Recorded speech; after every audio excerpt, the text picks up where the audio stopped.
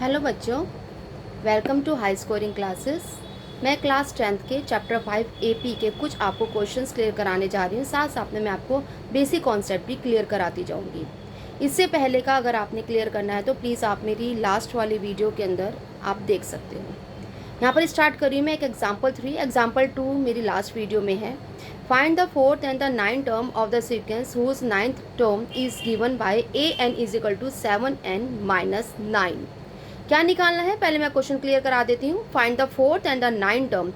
एक सीरीज दी हुई है, एक सीक्वेंस दिया हुआ है जिसकी आपको फोर्थ और नाइन्थ टर्म दो टर्म्स आपको निकाल के दिखानी है। Of the sequence whose nth term is given by an is equal to 7n-9, जिसकी आपको एनर टर्म का ये इक्वेशन दिया हुआ है कि an is equal to 7n-9 आपको गिवन है। तो आपका इसका यूज़ करके आप इसकी फोर्थ और नाइन्थ दोनों टर्म निकाल कर दिखाओगे। सॉल्यूशन मैं आपको करवाती हूँ। Given that an is equal to 7n-9 यहाँ पे लिख दिया है जो भी आपको इक्वेशन गिवन है। अब फोर टर्म निकालने के लिए क्या करेंगे, for four term n is equal to 4। जिस टर्म को भी निकालना होता है उसको हम n की जगह पर रख देते हैं। 4 निकालना है तो n इज इक्वल टू 4 रख देंगे। इक्वेशन के अंदर पुट करेंगे, जहाँ जहाँ n है वहाँ वहाँ 4 रख देंगे। Then a4 is equal to 7 into 4 minus 9। Okay, 7 4 ज़ा 28 माइनस 9 माइनस कर दिया, आपका 19 आंसर आ गया। Is clear. अब आगे करते हैं, एक टर्म और निकालनी है क्वेश्चन के अकॉर्डिंग, आपको 9 टर्म और निकालनी है। Then 9 term is equal to n is equal to 9 रख दिया जाएगा। तो सेम इसी तरीके से इसी इक्वेशन के अंदर जहाँ n है वहाँ पर हम 9 रख देंगे। a9 is equal to 7 into 9 minus 9 is equal to 63 minus 9 minus कर देंगे, 54 आंसर हो गया। तो आपका जो 4 टर्म थी निकालनी वो 90 निकल आई है और आपकी 9 टर्म 54 आ गई है। It's your answer. ओके,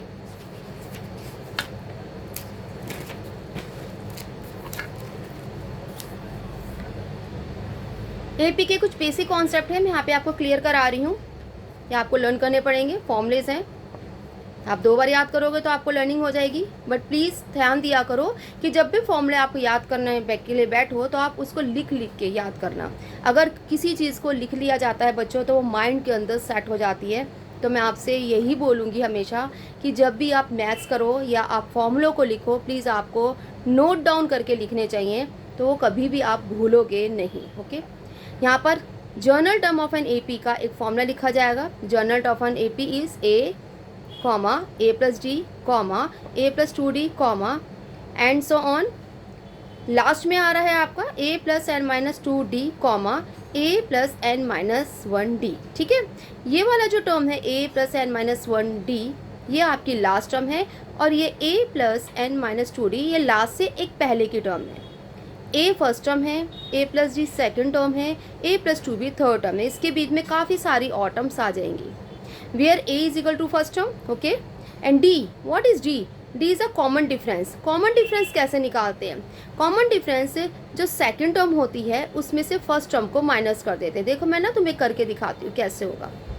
हमारी सेकंड टर्म यहाँ पर क्या है, हमारी सेकंड टर्म है आपकी a प्लस डी है, तो यहाँ पर लिख दो a प्लस डी और इसमें से माइनस का करेंगे फर्स्ट टर्म जो a है, माइनस कर दो, कैंसिल हो गया, क्या आ गया d। ये क्या चीज़ होती है आपकी, कॉमन डिफरेंस होती है। हमेशा इसी तरीके से निकाली जाती है। हमेशा हम नेक्स्ट वाली टर्म में से और प्रीवियस टर्म को माइनस कर देते हैं तो आपका कॉमन डिफरेंस निकल कर आ जाता है।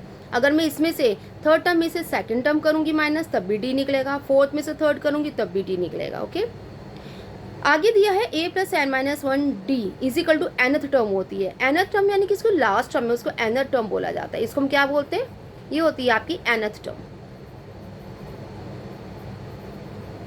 ठीक है, यह आपकी एनर टर्म होती है जिसको हम लास्ट टर्म भी बोलते हैं। नेक्स्ट फॉर्मूला देखो, नेक्स्ट फॉर्मूला आ रहा है आपका nth term of an AP. Nth term of an AP यही चीज़ होगी जो मैंने आपको ऊपर क्लियर कराई है, बस इसको मैंने कुछ सेपरेट लिख दिया है। an is equal to a plus n minus 1 into D, where a is equal to first term and d is equal to common difference. Okay, याद कर लेना प्लीज़। आगे देखते हैं बच्चों, nth term of an AP from end. अब end से अगर आपको एनर टर्म निकालनी है, देखो ये जो हमने एनर टर्म निकाली है ना, ये सीरीज के स्टार्टिंग से निकाली है। हमारी जो सीक्वेंस थी मैंने तुम्हें स्टार्टिंग में दिखाई थी, ये थी a plus d a plus 2d। तो जो एनर टर्म थी ना ये स्टार्टिंग से आती है।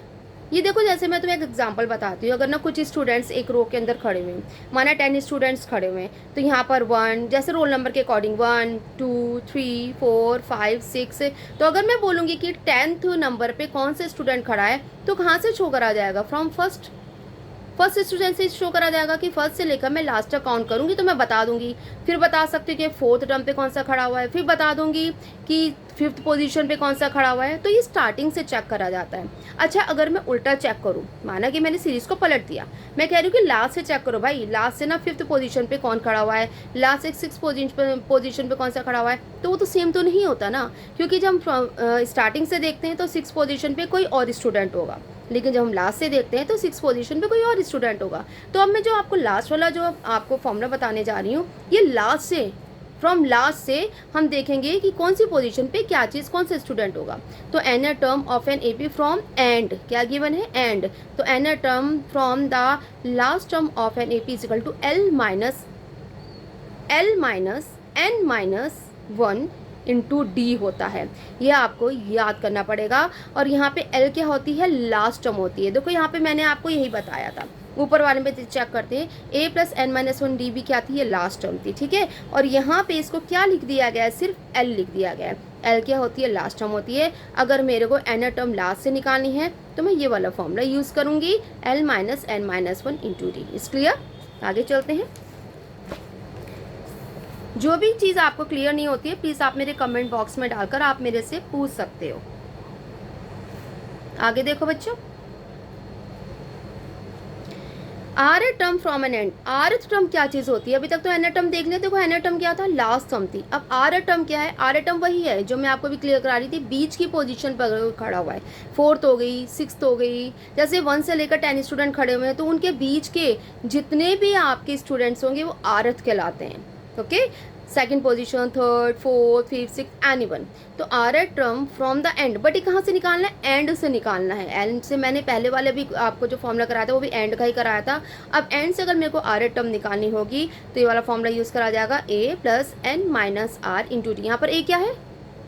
Yes, first term. एन क्या है? Total number, N. आर क्या है? जो हमको वैल्यू निकालनी है, उस जिस पोजीशन पे निकालनी है। एंड डी क्या है? यहाँ पे कॉमन डिफरेंस होता है। क्लियर? आगे देखते हैं हम। एक एग्जाम्पल मैं आपको समझाने जा रही हूँ। एग्जाम्पल 4 है, which of the following form an AP. अच्छा, इसमें आपको बताना है कि आपको ना एक सीक्वेंस दे दिया गया है, तो ये सीक्वेंस एपी बना रहा है या नहीं बना रहा है, आपको ये बताना है। एपी का देखेंगे कि एपी में आ रहा है या नहीं आ रहा है। तो इसके लिए क्या करते हैं हम, आप सीरीज चेक करोगे। देखो, सीरीज के अंदर पहले ए निकालेंगे, उसके बाद हम डी निकालेंगे, ठीक है। अब डी फर्स्ट का और सेकंड का, इन दोनों का बीच का डिफरेंस, सेकंड का और थर्ड पोजीशन का दोनों का डिफरेंस, थर्ड का और फोर्थ पोजीशन का दोनों का डिफरेंस अगर सेम आ गया, यानी इनके बीच का डिफरेंस सेम आ गया, तो आपकी सीक्वेंस एपी में होती है, अदरवाइज नहीं होती है। क्लियर? देखते हैं बेटा कैसे करेंगे। डिफिकल्ट नहीं है, ध्यान से देखना बस। सीरीज लिख दिया, -1 -1 -1 -1, where a is equal to -1, a2 is equal to -1, a3 is equal to -1 and a4 is equal to -1। अब हम डिफरेंस निकालेंगे, माइनस करेंगे। a2 माइनस a1, a2 क्या है? सेकंड टर्म, a1 क्या? First term. सेकंड टर्म में से first term को माइनस करा, -1 लिख दिया, फिर माइनस का साइन। a1 भी कितना है? -1 प्लस 1 0। फिर a3 माइनस a2 कर देंगे, -1 plus -1 plus 1 is equal to 0। फिर a4 माइनस a3 कर देंगे, ये भी 0 ही आया है। तो यहाँ पर आप क्या देख रहे हो कि सबके कॉमन डिफरेंस सेम आ रहे हैं, तो गिवन सीक्वेंस किस में हो जाएगा? एपी में हो जाएगा। Here common difference is same, so the given sequence is in AP. Clear? ऐसे ही सेकंड पार्ट भी हम करेंगे। सेकंड आपको गिवन है 2, 2 square, 3 square, 4 square and so on. Okay, अब यहाँ पर a1 कितना है? 2, a2 कितना है? 2 स्क्वायर, a3 कितना है? 3 स्क्वायर, a4 कितना है? 4 स्क्वायर। सेम ऊपर की तरीके से हम करेंगे। a2 माइनस a1 निकाला, a2 कितना है? 2 का square -2, 4 minus 2 is equal to 2। a3 minus a2 निकाला, 3 का स्क्वायर -2 का square is equal to 9 minus is equal to 5।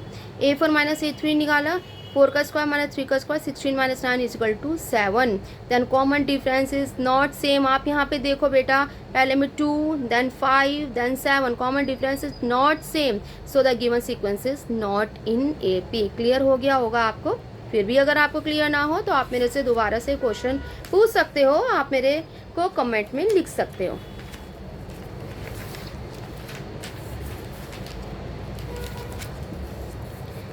एक एग्जांपल और मैं आपको क्लियर कर रही हूँ।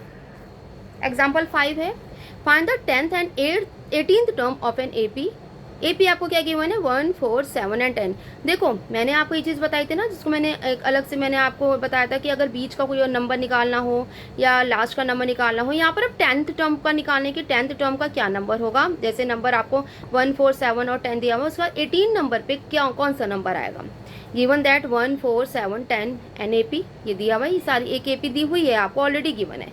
तो जब एपी गिवन है तो इसके अंदर क्या देखते हैं कि फर्स्ट टर्म कितनी आ गई है, ए आ गई। कॉमन डिफरेंस क्या आ गया है 4 - 1 = 3 हो गया। एन टर्म निकालने का फॉर्मूला प्लीज लर्न कर लेना, A N = a + n - 1 × d होता है। एन की जगह पर क्या लिखेंगे हम, आपको क्या निकालना है, पहले तो 10th निकालनी है। ओके, तो यहाँ पर हम एन की जगह पर 10 लिख देंगे। ए 10 = ए की जगह पर 1 आ जाएगा, एन की जगह पर 10 आ जाएगा, -1 और डी कितना आया 3 आया। इसको सॉल्व कर लिया है, 1 + 10 में से 1 गया 9 × 3, तो 1 9 3 = 27, 27 + 1 = 28। ये आपकी कौन सा टर्म निकल गया है, 10th टर्म निकल गया। एक क्वेश्चन एक में और निकालना था 18th टर्म। आइए 18th टर्म भी हम इसी तरीके से निकाल देंगे। 18th हमें a 18 = 1 प्लस, इसी क्वेश्चन में रखेंगे बेटा जो आपको गिवन है ना, a + n - 1 × d, या आपने जो याद करके यहाँ पे लिखी थी इसी के अंदर डाल दिया जाएगा। यहाँ पर a की जगह 1 आ गया, सिर्फ n चेंज होगा, n यहाँ पर 18 आ जाएगा, -1 × 3, 1 + 17 × 3, 1 + 51 और 52 आपका यहाँ आंसर हो गया। आई होप सो आपको यहाँ तक सारा अच्छी तरीके से क्लियर हो गया होगा। ठीक है, आप इन क्वेश्चंस को 2 बार कर लेना। और हाँ, आज मैं आपको एक होमवर्क देने के लिए जा रही हूँ, प्लीज़ आप इनको कर देना। क्या दे रहे हैं, find the 12th term and nth term of an AP 16, 9, 2 -5 ... ठीक है, ये मैंने आपको एक होमवर्क दिया है, आप इसका आंसर निकाल के कमेंट बॉक्स में आप लिख देना, तो मैं उसको चेक कर लूँगी। अगर रॉन्ग होगा तो करेक्शन कर दूँगी, अदरवाइज आपको गुड दे दूँगी। ठीक है, अब मिलते हैं हम आपको नेक्स्ट वीडियो में, तब तक के लिए बाय बाय।